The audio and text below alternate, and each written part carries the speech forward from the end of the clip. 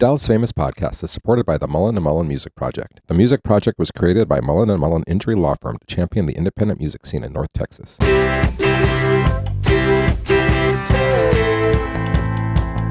I'm Andrew Sherman. I'm a Texas transplant who has always been in pursuit of art as a career. I've played in bands, pursued an acting career in Hollywood, but I found it behind the lens of a camera here in Dallas, Texas. I was born in New York, I've lived in Chicago, Los Angeles, Austin, but I love Dallas. There's a magical artistic scene in Dallas that mostly goes unnoticed to the outside world. This podcast is focused on what makes it so special and the people who make it thrive artistically. If you don't live here, and even if you do, you might not have heard of them. This is the Dallas Famous Podcast. So who you gonna be? Who you gonna be when you're all grown up? Who you gonna be? Who you gonna be when you're all for us? Yeah. This week on the Dallas Famous Podcast, we're joined by La Belle, longtime KXT host and musician who spent years supporting the local scene while making her own mark as an artist. She's become a trusted voice in North Texas radio, helping shape the way Dallas hears itself. We talk about her music, her path to KXT, and what it's like balancing broadcasting with her own creative work. I really enjoyed it. I know you will too. Here it is. Welcome back to Dallas Famous Podcast at the Deep Ellum Community Center. I've got La Belle. She's a musician. She's a KXT personality. I mean, what else are you? You're a lot of things, yeah? I do film. I work in film. I do music. I do radio. And I am a DJ, like actual DJ. You can book me. And cool. A master of all. Was like jack of all trades, master of none, but is better than a master of one. A lot of people forget that last line. Yeah, it's true. It's like a very limited work options with just one skill. 100%. What kind of film do you do? I don't think I saw that on the... I have done a few short films, a couple of feature films. I worked on a series called Washed back in like 2016, 17. That was like a labor of love project over a little over 2 years that was shot here in Dallas. And then from there, I had no idea. I'd never worked in film before. I got a call from a friend who said that there was a show being shot in Dallas and they were looking for extras. And I said that I would do it because like a week prior, I had a dream that I was on a set, but I was like behind the scenes of the set, which I'd never had a dream like that before. And so when I got that call, it was I guess too good to be true. So I was like, well, maybe this is a sign, like literally being thrown in your face, like you should try this thing. And so I did, and then I stuck around in that industry for about 4 years. Cool.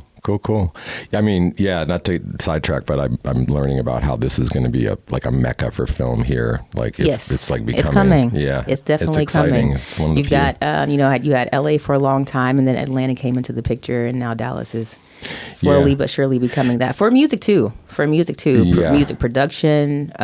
Studios are coming out here and being built as well. So that's kind of a big thing. But working in film was dope. I started off as a script supervisor, and then worked my way into assistant directing. So that's what I'm doing. Oh, that's cool. Yeah, so man. On sets like AD, like you were controlling the whole crew, kind of. Yeah, man. Oh, nice. Like I'm the showrunner. I get to tell people what to do, and I'm really, really good at it, and I enjoy it. I run a tight ship, but I like to have a good time too. Yeah. Okay. Cool. Yeah, I did a lot of crew work in LA. I was only ever a PA. I wasn't pursuing it. Hey, PAs are dope too. We need those. Yeah. No, it was fun. I mean, I remember there was a couple where it was like we had the PAs. We just kind of got to this point where like one of us is like, hey, the director wants a piece of gum, and the other one was already bringing the gum. Like we were like just all on the same wavelength. Yeah. And you know what it was for? It was it was the little 3-minute films they showed on the Playboy channel between the features. Very strange. I know. Okay, we're going listen, way out. Yeah. Well, everybody needs work. Okay. It was. We don't discriminate. We listen and we don't judge. It was honest. In fact, it was my first PA gig too. It was very interesting. Anyway, this is about you. So, like you're from Dallas, right? For the most part, I was born in Denton, and then my dad got in the military, and we moved across the world for a few years. Then we came back to Louisville when I was like 10 or 11 years old. So I've been here for the most part, the longest for sure. Cool. Okay. And then I feel like, I mean, you can tell me, but I feel like I saw somewhere that like rap music, when you first heard rap music, that kind of was a turning point like, early on for you? Yeah, like I started off singing. I've been singing ever since I was like literally a little kid. There's a VHS video somewhere with me in a pink tutu. But I started singing, but I was always so shy about it, and so I never really did it outside of just doing it. Singing in the car, the shower, that type stuff, and then I got into high school, and I had a friend at the time who was really into rap music, which wasn't my like go-to music genre. I was a big R&B pop singer-songwriter girl, and he started freestyling, which I knew was a thing, but he was a white dude, and I was like, "There's no way this guy is freestyling, and I can't do this," So I just kind of took a stab at it, and I discovered I was actually quite good, So I was like, well, if I'm too shy to sing, like this could be another avenue for me to go into, right? Just write words and recite them and be a poet in that way. And so that's kind of how the whole rap thing started. That's funny because you're like, oh, this will be less scary. It's like, are you kidding? You don't have any script. You're just up there moving, is I guess. Yeah, well, I mean, not so much the freestyle part, which I did do a lot. Freestyle is like anything, it's using a muscle. So if you don't use it, you lose it kind of thing. And I wouldn't say I'm like the best freestyler at this point in time, but I'm a really good writer. And so I really like to write. And so that was something that really appealed to me. So I would write songs all the time, but nobody would hear them. And so it was easier to be a rapper because I didn't have to worry about hitting the right note or being flat or, like it was just all about literally how I'm feeling and what I'm saying and how that's being conveyed to people. Maybe I skipped, like, were you're already in music? You're playing guitar already? Or no, I didn't start playing the guitar until I was 19. Okay. 19. I started, actually probably a little later than that. I started in a hip hop group when I was 19, and it was called Platinum Status, and it was me and two brothers from Frisco. In Coppell. They started in Coppell. That's how I met them. But we started doing rap music together, and that's just kind of where it started. And then I always wanted to play the guitar because I thought it was such an amazing, evoking instrument. And when I was 19, I bought a guitar off of eBay for like $30. It was a terrible guitar. The first one always is. But it served its purpose. I need to learn how to learn it and play it and stuff. And so I bought that, and it came with a DVD, and I put the DVD in, and it showed me how to tune the guitar and what the notes of the strings were. Yeah. And then I threw it in the trash. That was it. The guitar you were done? No, not the guitar. The DVD. Oh, yeah, DVD. yeah. Yeah. Well, I was gonna say that actually that sounds like more head start than a lot of people get. So I'm self-taught on guitar. Like everything I know, I've learned either from myself and or YouTube University. So sure. There you go. Right. Okay. So. But you said you were singing and people didn't hear your songs before. Like, what kind of songs were you doing before you were rapping? Very melancholy, very sad teen angst. Like moody stuff. Very moody. Yeah. Super moody. Like I loved Fiona Apple Yes. when I was coming up. Jewel was a really big one for me too. Celine Dion is one of my favorites. People give me shit about that all the time, but it is what it is. And so I grew up listening to very music that's going to pull at your heartstrings. I read Bram Stoker's Dracula when I was 14. So just like Anna Karenina, I was just a moody ass girl. Did you bring any of that moodiness to the rap, or was it kind of like you dropped that and just went for rap themes? Well, so when I think about rap, there's rap music to me and there's hip hop. Okay. Right. There's two different things. I would never consider myself a rapper. Hip hop is my thing. Okay. Right. So I think to me, the difference between rap and hip hop is hip hop has a story. Hip hop has a history. It has a background. It has a substance. I feel like rap is just literally putting words together to make them rhyme in a beat. And it doesn't have to mean anything necessarily. Yeah, you know what I'm saying? Uh-huh. And they're saying things, obviously, but I just don't feel like it's of substance all the time. Yeah. So the moodiness I did bring to the rap because it allowed me to express myself in a deeper way, still using my own words. And it was actually really challenging to put those things together, but it came out to be a really super project every time I did it. And so I figured, this is something that I can keep going. Right. Okay. Yeah, because I played, music. I started with keyboards, and it's like into new wave and stuff. When you're first starting rap, like what are you rapping to? Are you coming up with your own beats? Are you like doing other people's songs? When I first started rapping, it was just like like playing a CD. You know what I'm saying? And just writing over that. Because, this was the early 90s, the late 90s. So it was like there weren't, there were softwares and stuff like that, but it wasn't like very popular at the time. So, you just get a song that you like and a track that you like from one of your favorite artists or whatever, and just start writing over that and make up your own. Like I had a couple where I was, unfortunately at the time, not unfortunately, I was a huge Kanye West fan.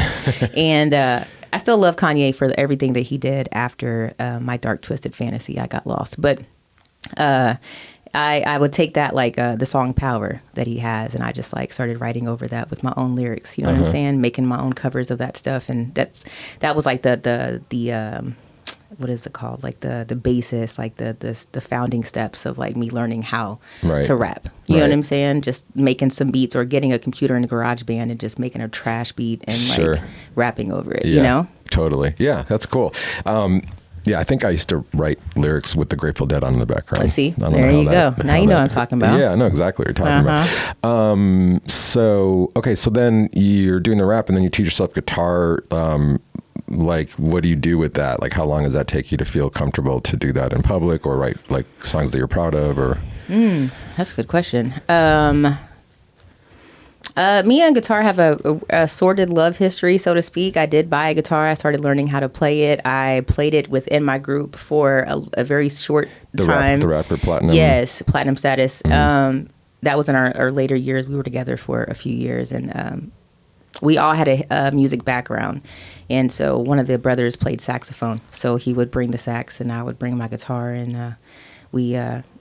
I don't know how good they were, but we, made a couple of songs and did some performances. But that, I did that and then I put it down, and I don't think I touched my guitar for like, 6-7 years, like for real. Like I don't know. I don't want to say I lost the love for it. Life just got in the way, I guess. Yeah. And so I just kind of stopped, and I didn't pick back up until I was like in my early 30s. Oh, wow. Okay.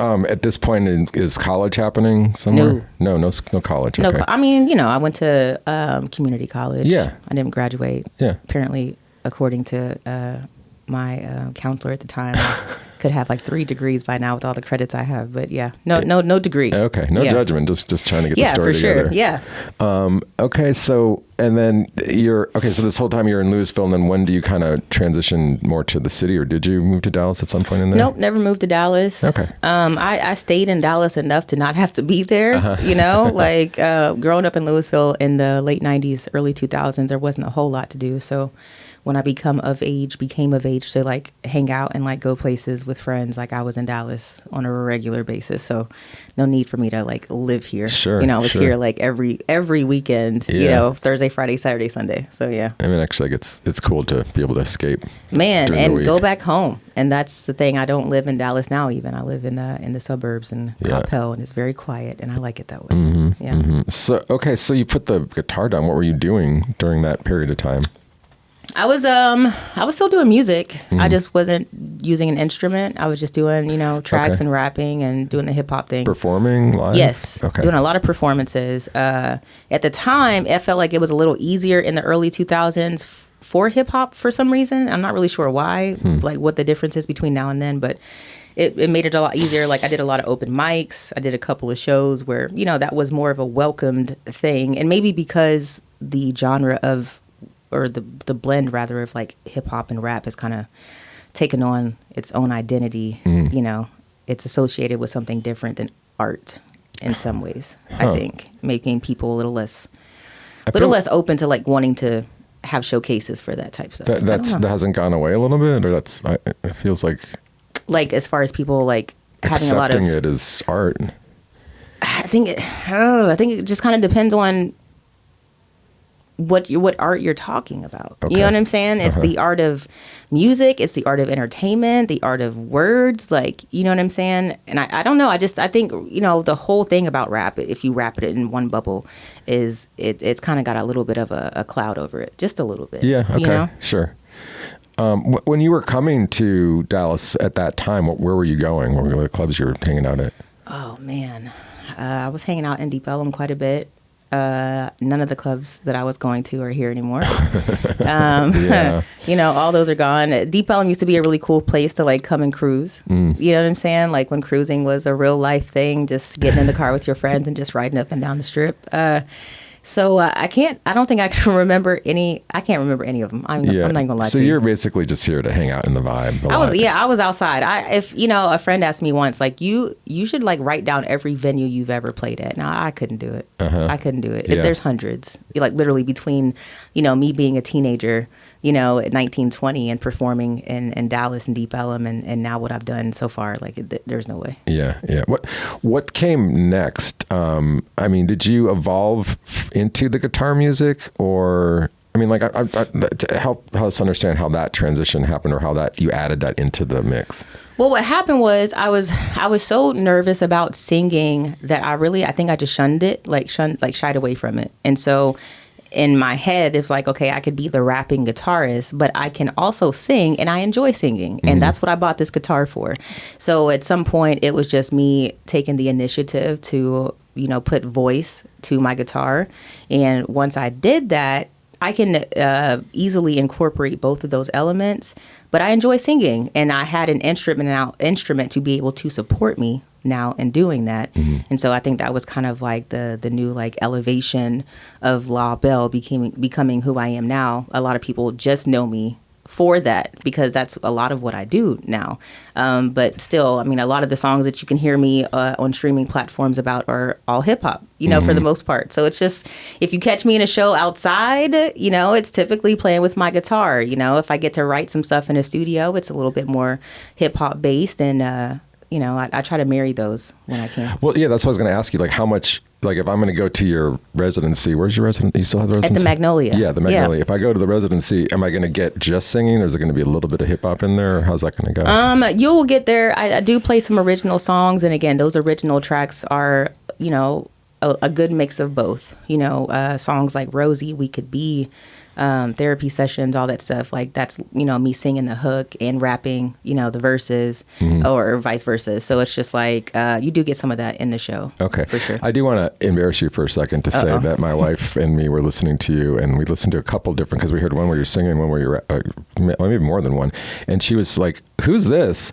She can do both. And it's funny how you would think a lot of people could, but it doesn't seem like that's the case. So it's like to be able to do your... I mean, I'm going to say, I think you're really solid at it. And like to hear, I mean, your voice is gorgeous. So to hear the blend of you doing both is cool. I mean, listen, I love it. You know, I was sitting down talking to my cousin the other night. He came over to my house. We were having a studio session, and his name is AV the Great out of Denton. And I was like, you know, I'm putting together this new album, and I was like, you know, I've got songs where I'm singing, and it's guitar based, and that's it. And then the next song is like, you know, like a heavy like R&B laced with like, you know, rapping. And I'm like, I can't do that, you know. And he was like, he like literally stopped the music, click, and he was like, why can't you? And I was like, because it just, you know, it doesn't really go together. And he was like, why doesn't it? And I was like, I don't know, I just don't feel like the flow is there. And he was like, you're an artist. He was like, what do you think Lauryn Hill does? What is that?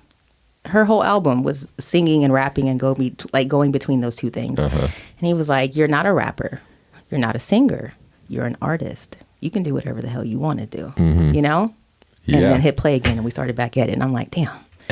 Yeah, he's right. Good point. But thank you to you and your wife for saying that. I appreciate absolutely. that. So, you know, it's funny too. I mean, like I've said this before, like doing this show has led me, I mean, also being a photographer of music has led me to learn about so many musicians. And then, you know, I didn't even know you were a musician when I first like heard you on the radio, right? And found you on Facebook. And then I'm like, okay, wow, this, you know, this is, it's like, I don't know, for me, like you're a DJ who plays music, but it's like, no, it's the other way around. Yeah. How did that all come about? What, the radio thing? Yeah, the KXT. Yeah. You know, listen, God, or honestly, I've always loved radio. Radio has always been like, when me and my brother were super young, we used to make our own radio shows by getting blank tapes Oh yeah. Uh-huh. and using makeshift headphones as microphones and making radio shows. We were DJs. Oh yeah. And I never thought in my head, honestly, to be a radio DJ. But I remember when I got the job and I was like, damn, I used to do this as a kid. Like this might be like full circle coming for me right now. But it was just, I love music. There was an opportunity for me to do something involving, music, and I took it. I jumped on it as quick as I could, and I'm grateful that I got a chance to do something different with my life that's in the same vein of the thing that I love to do. Sure. But how did it happen? Like, did somebody come to you and say, you might be good for this? Or No, what happened was I was actually scrolling through Instagram, and I saw this advertisement from KXT, and it was like looking for a part-time radio DJ. And I kept scrolling because I had a very full-time job at the time. I had, solidified my career in local government, and I'd been there for 12 years. And I was like, no, there's no way I'm changing careers at this point to go do that. And so I scrolled on, and then maybe a week later, I scrolled again, and there it was again. And I'm just like, okay, this thing keeps popping up. Of course, this is obviously good advertising. Shout out to KXT. But I kept seeing this thing, and I was just like, okay, well, maybe I should apply. And me and Nilofer Arsala at the time, she had interviewed me for KERA's Art and Seek earlier that year, I think the year prior to, which I was so super stoked about because I love KERA and NPR. And I called her because that was the only contact I had, and we weren't close at the time, but we did have a rapport. And so I was like, hey, I saw this position, I don't know about it. Like, it was a big leap for me, coming from, again, working somewhere for 12 years and then deciding to not for a part-time job, right? Can you imagine the weight of this? And so I called her and I told her about it, and I was like, I don't know, I'm thinking about it. And she was like, yeah, I think you should apply. Like, I think you'd be really good at that. Like, yeah, I definitely apply. So I did. And after a lot of prayer and some come to Jesus moments, you know what I'm saying? I took a big leap of faith, and it was, I could have kept that job and kept my job, right? I could have probably done them both. But my thing was, I was tired of suffocating, And Yes. I wanted to do something different with my life that made me proud of myself, something that made me feel like I was alive and living. And even though it didn't look the way I wanted it to look, I wanted to have the faith and made myself have the faith that it was for me, and so it will work itself out. And so it did. So after a few months, I did a couple of interviews and ended up getting the job, and here we are. Right. How long ago was that? It'll be 3 years in June. Okay. Nice. 3 years ago. Time flies when you're having fun, man. It's been very quick. Now, for the interviews, were they testing your knowledge of new music, or what were they interested in? I mean, they were already aware of me as, an artist in the community because, my name was kind of out there for that. But it's just like any other job, interview, I would imagine. Like, asking you questions about why do you think you're good for the job and what makes you a good fit and, all those things. Sure. And so, I mean, it was pretty, cut and dry. It's not, as a good colleague of mine says, I'm not doing brain surgery. So, Right. I just remember I actually, at the very tail end of MTV, I auditioned to be a VJ. And you could totally do it because this voice you got is something else, but man. it's not voice, it's video. So, but it wasn't even about that. It was about, they were like, tell us all the new bands that you like. And I'm like, The Grateful Dead. Yeah. I don't know. I don't know if I was asked that question. I can't remember, but it may, but then I think it was just kind of like an understood thing. I was a musician. So of course I'm, in the midst of the entire music scene, I guess, but for me, so am I. And then I guess it depends on how deep you have to go about your knowledge about some band. Like if you're just like, hey, here's Future Island's new song later. Right. With somebody giving me like running the gamut of like what I knew about. Well, I don't even mean the interview. I mean, like, I guess maybe once you got the job, it's like how much of it is just like, okay, well, this is in front of me now, I know about it, or how much of it is you actually like taking initiative and. Oh no, research is a very real thing. Okay. I have a extensive background in hip hop, R&B, soul music, jazz. some alternative rock. You know what I'm saying? What was popular and what I found popular. Like one of my CDs I bought when I was a kid was Train. One of Train's first CD. I'm all over the place, man. I'm telling you, I'm all over the map. But so it's like I had a little bit of knowledge. That wasn't my go-to genre. So one of the great things about working at KXT is learning about so many artists that I would have never heard of, otherwise, and getting a chance to really dive deep into the sounds of, like, I enjoy them. Like, these are concerts I go to on a regular basis. These are artists that I would have listened to when I was younger, had they have been around, and I was exposed to them just as much. But, like, I mean, I love learning a lot about a lot of these artists. It's pretty cool. Yeah. I mean, I think I told you when we met that after the election, I just started to listen to KXT instead of news. And wow, that's been an improvement. Wow. I recommend that to anyone that's not already doing that. But it's cool because like I shoot for Longhorn. And so then I'm shooting bands that you guys have or like all the usually the smaller venues or the medium venues. And I've gotten to really dig some of these new bands. It's really fun and cool. How much of that programming do you get to go, here's a band that I just like, I'm going to play them? I mean, how much of it is like, we want you to kind of work these in? I mean, we all have like a really good input, like to be able to say like, here, there's this new song that we've heard, there's this new local band that's here that we think is super dope. Like we want to give them a shot or, get them on air. So, I mean, it's a pretty good like mix and it's a pretty open like suggestion box for the things that we want to come in. Now, did they say, okay, you're got the job, you're not playing La Belle on your show? I don't know. I think it would be kind of weird, honestly. I agree. You know what I'm saying? Like, I think it would be weird if I'm like, hey, I'm La Belle and this is my track. Yeah. Stick around. Like, no, I don't. I wouldn't want to do that. I feel like you're classy enough to get that. But maybe another way to ask that question is there times where you're like, oh, I wish I was just a musician to have this opportunity that I cannot do because I'm working here?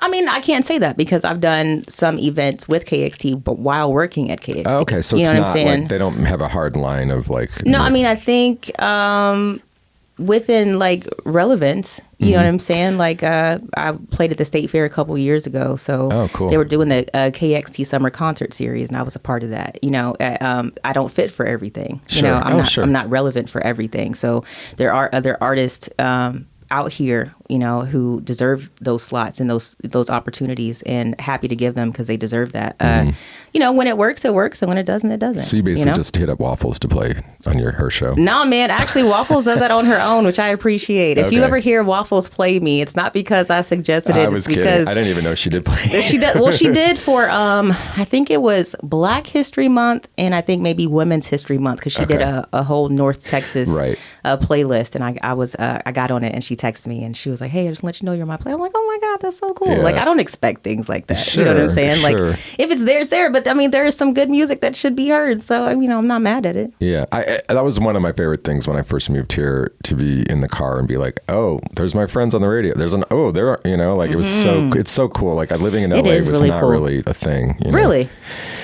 Maybe it's different now, but I mean, like you would not hear.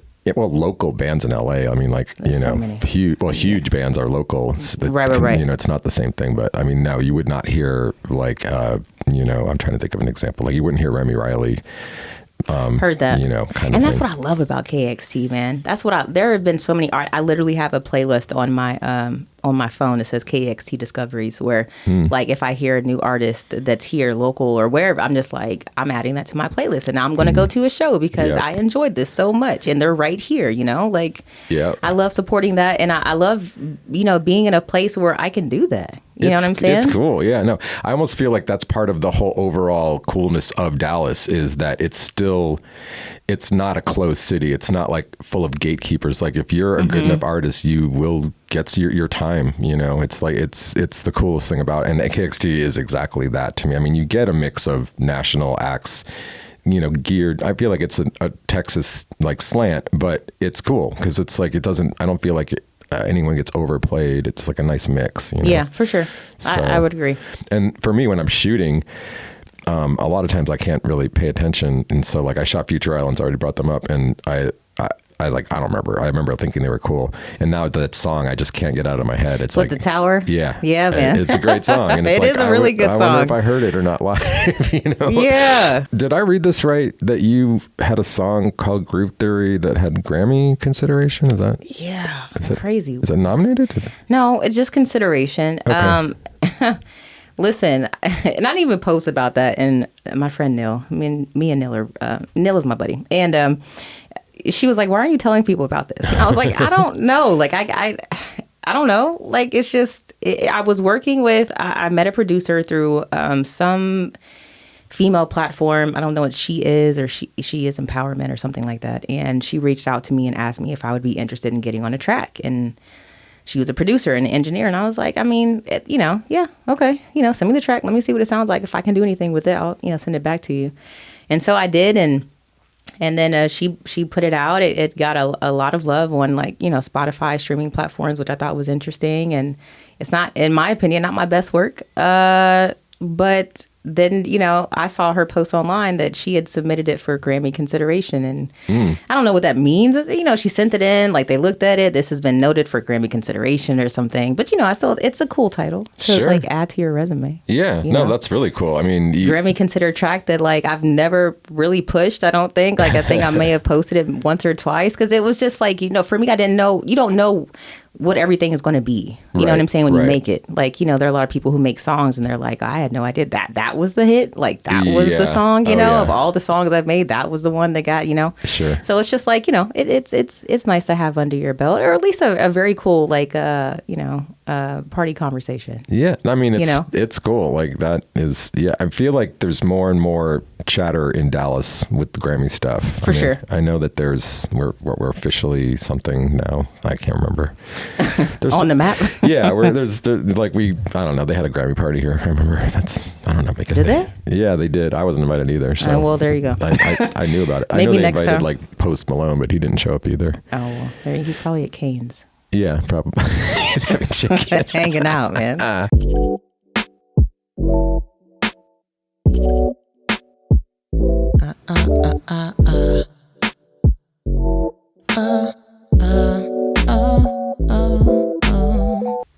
So yeah, you mentioned that you played the State Fair. You played some Dallas Cowboys stuff. Yeah, Dallas Cowboys had me. I think it was 2022, 2023.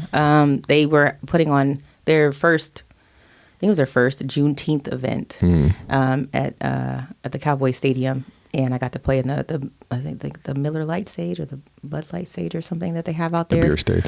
Yeah, that one of those. It was hot. It was outside. It was a lot of people though, and I got to play with my band and have a great show, and that was cool. I guess I didn't ask you. So you do your residency, but what are the different ways that you're doing live stuff now? What are your setups? It's really just straight acoustic. I mean, there's not a band though. You're saying there's a band? No. For the Magnolia and a lot of the shows I do are just me. Okay. Me and my guitar. We keep it simple, but it depending on the stage, and what I want to bring to it. If I'm doing a show at 3 Links, or something like that. I would rather have my band. I could do it solo, Sure. but I do solo music so much. It's I miss my people. Right. You know what I'm saying? And I found that I am a better, not want to say better, maybe better though, a better performer when I have the energy of other people. I think that makes perfect sense around me, it just changes my whole dynamic. It's a buzzing energy. Sure. Thing Well, that also happens. just have the other people on stage, even if it was just you guys, it's more fun. Yeah, feel and you got yeah. people that you rock with you, and people that enjoy playing the music that I wrote, and that's a super powerful thing to even have, that people appreciate your music enough to want to play it as well as they do and want to put their hearts into it because it feels good to them too. That says a lot to me. Yeah. It's one of my biggest compliments for sure. What are your best case scenario long-term goals for the music specifically? Long-term goals for music, I want to be in a position to where, I'm opening up and doing tours for artists, of course, doing my own tour. one comes before the other, in a lot of these Yep, instances, sure. right? You have to start crawl before you run kind of thing. But Unless you want to like be a full-on Unless TikTok, star. that, if anybody wants to fund that, musicbylaw.com is how you can reach me. But, I want to start off with that. So like artists that are coming to town, opening up for them or going on tour with, artists as an opener, that's kind of the goal right now. And then wanting to really, even prior to that, is like do my own tour, just even if it's just like a Texas tour. Sure. Hit up, Dallas, Austin, Houston, San Antonio, make a loop back, see how that worked out, and plan for a bigger route the next go around. But that's the goal. Okay, I probably missed this, but like, did your mom know you were going to be a singer? Is that why she called you Law? Is that connected? No, I don't. Well, I don't know. I guess that's my mom. That question. I don't. I don't know if she knew I was going to be a singer. I didn't know I was going to be a singer. Yeah. Like I enjoyed singing. They just say your name becomes you, and it just feels like I just know it's like that really did become you in a lot of ways. Yeah, Law is a nickname that I actually didn't get until I was started college. Oh, okay. Yeah, and so it didn't even start off for that. Law is short for Laurasia. That's Okay. where that comes from. And when I started going by that in college, it was a name I chose for myself, and nobody could say it correctly. And so Right, yeah, when you see it, everybody yeah. kept messing it up, and I was like, you know what? Okay. And so I had a friend that I met, and she was like, I'm just going to call you Law for short. And I'm like, all right. So it had literally nothing to do with music. Interesting. But now it like has everything to do with music. Yeah, which and is also cool. it's like the coolest DJ name. It's like you and Waffles, and it's just like you just built in. Waffles has a cool name. Who like Waffles, man? She Literally was like, "Do not call me anything but Waffles." Listen, she gets annoyed. Her name is Waffles, right? Yeah, So having a name like La Belle, and people are like la la la la la, I'm like yeah, like that. But it's just so funny. That's not where it came from, Right. or like how it even started. But that's just kind of like what it morphed into. Yeah, so that's I guess funny. full circle moment. Yeah. I want. Oh, okay. Like I got notes still for you.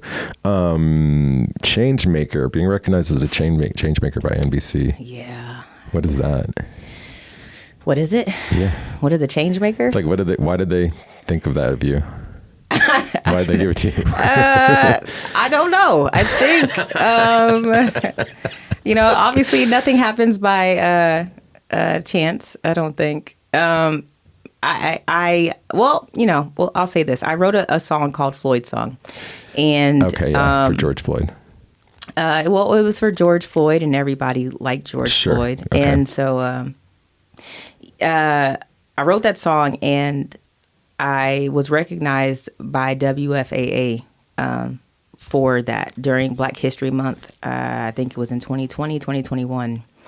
And I got an email in the middle of the night, which I woke up, I think it was like 12 o'clock, and I looked at my phone, and I saw I had an email, and it said, so-and-so from WFAA, and I'm like, oh, this is spam. Let me look at this. And so I'm reading this with blurry eyes because I just woke up, and it's like, this is this, reporter, and, I heard your music, da-da-da-da, and I want to know if I could do an interview with you. And I was like, what?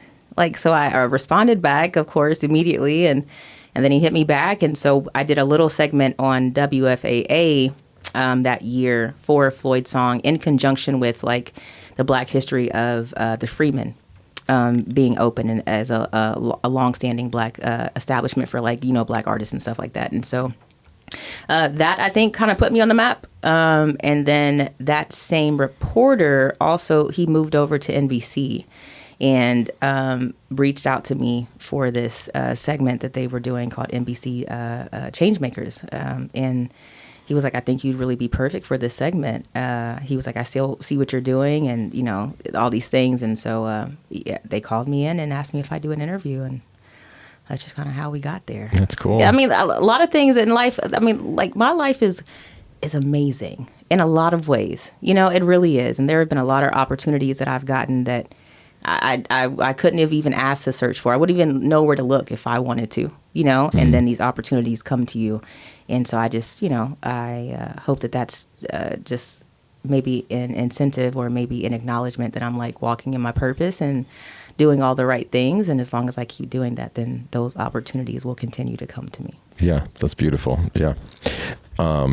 So one more thing I have on this list is your involvement with Cafe Momentum. Can you talk about that a little bit? Yeah, Cafe Momentum is a nonprofit organization that serves justice youth.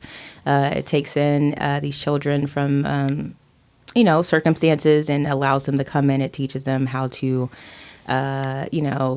become hospitality, servers, culinary skills, like just all of these different things, as well as helping them get an education, continuing education as well. And I got into it. I went to a show. Eric Nadel had invited me years ago to come to a performance. And funny enough, at the time, Cafe Momentum was on like a small bucket list of places I wanted to perform in Dallas, and I got that invite to go see that performance. I wasn't performing, and then years later, he reached out to me and he was like, "Hey, Law," he was like, "I think I've got a slot for you," because he was running it at the time. And he was like, "I think I've got a slot for you that's going to work. Are you going to be able to play?" And I was like, "Oh my God, like this is crazy." And this was when I just took this big leap, went into radio and quit my job and all this stuff. And like all these, blessings were kind of pouring down on me. And I was just like, yeah, absolutely. So I was stoked. And after I performed, I got off the stage and talked to Chad Hauser, who just won the James Beard Humanitarian Award, which is a huge deal. Shout out to my guy, Chad. And I didn't know who he was at the time. So funny. I got done playing and performing off stage and people were leaving. The event was coming to an end. And there was this guy standing up in the back of the room and he just had his arms open like a hug. And I was like, okay, I don't know who he is, but I love hugs, So I walked over to him and I just hugged him. I didn't even know who this man was. And I was like, I love hugs. And he was like, me too. And I was like, you work here? He was like, yeah, kind of. And he was like, I'm the founder. And I was like, I'm like, sound like a dummy. But, we just sat there and hugged and we just had this great conversation. Chad is an amazing human. I love talking to him. He's a really fun man to talk to. And, so we're just sitting here having this conversation, and he was like, well, what would you think about having like a residency? And I was like, what? Like, I just performed here for the like bucket list, and I just performed. Now you want to mind blown, right? And so a few weeks later, we were in talks, and he was saying how he wanted me to be the host of Cafe Momentum in the new year. And I was super excited. Like, on top of getting this residency thing that was happening, it was like having an opportunity to work in community, which is one thing that I had wrote in my journal maybe a year or two prior, that I wanted to do that. Like I want to work more with community. I want to be more involved with community. I didn't know how I was going to do that. But then here came this avenue, like for me to like jump into this space. And, I came on as the host in 2024. 2024 is my first year. Came into this, and it's been a roller coaster ride, man, ever since. One of the coolest things that I get to do is I get to be on the other side of the things that people would do for me as an artist. Like I get, booking acts that come into Cafe Momentum, so that's my job outside of hosting it. I'm also like the booking / talent director or whatever you want to call it. And I book these bands and get to talk to them and see the backside of what that looks like. And then also get to, be the host of this awesome show and hang out with the kids and the staff and the people and, really get to know like the organization that is really doing some really, really great work out here. And to be a part of that is huge for me. Nice. Very cool. Very cool. We're getting near the end. I'm wondering if there's anything that we want to talk about that I didn't bring up. I don't know. Not really. I mean, I'm kind of an open book. Whatever you ask, I can answer for the most part. Well, do you have future projects that you're working on, like stuff in the books or in the pipes? I mean, I do. I've got a project I'm working on right now. I don't know what the release date is looking like. It's probably going to be just a couple of single releases over time until the project is finished. But I'm looking forward to that. It's been a while since I put out some new music, and I'm doing something a little different with more vocal, stuff, which is kind of like my Achilles heel a little bit, just because I'm so like self-conscious about it in that way. Right. Right. And so I'm taking a leap and I'm doing scary things Yeah. because I can do hard things. And, making music that I like, and, hopefully other people will like it too. Excellent. Well, hey, thanks for coming down. We'll be checking you out. You got your Absolutely. residency. What night is the residency? The residency is Friday nights at the Magnolia from 7 p.m. to 10 p.m. in Okay. Fort Worth. Okay, sweet. And we'll have links and all that stuff, but you can also listen on KXD. You'll just hear La Belle. 10 a.m. to 3 p.m. Monday through Friday. Oh, there you go. Yeah, I think I sent you a message. And I'm like, where? Oh, yeah, there she is. I can hear her on the Yeah. radio right now. That's awesome. Anyway, thank you so much for coming down. Absolutely. Thank you so much, Andrew. Thank you to La Belle. The song we heard was Rosie. You can check out all her links in the show notes. Opening theme song, Salim Nurala, Unstoppable, and the closing theme song, Electric Ants, The Place to Be. Thank you to the Mullen & Mullen Music Project for supporting this podcast. We'd also like to thank the Deep Ellum Community Center for letting us record there.